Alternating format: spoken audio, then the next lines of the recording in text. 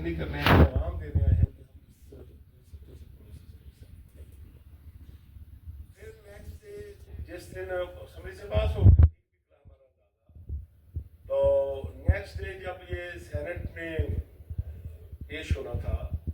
तो हमारी इतला भी ये थी कि ये इसको पास कर देंगे। फिर हमें 11-12 बजे तक के करीब ये इतला दी गई कि गवर्नमेंट आज बिल पेश कर रही है, लेकिन आपकी कंसल्टेशन के लिए इसे मंजूर नहीं किया जाएगा, इसे हम स्टैंडिंग कमेटी के सुपुर्द कर देंगे ताकि आपके साथ कंसल्टेशन की जा सके। उस दिन उन्होंने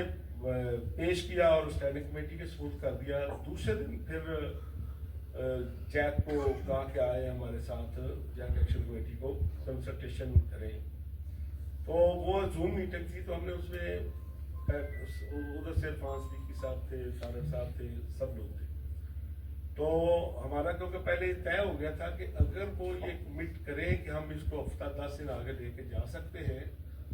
तो तब हम इनके सामने को प्रपोजल रखेंगे, अदरवाइज अगर ये इन्होंने नेक्स्ट डे पास करना है तो फिर हम इसकी बिल के ऊपर शिकवाइज कोई बात नहीं करेंगे।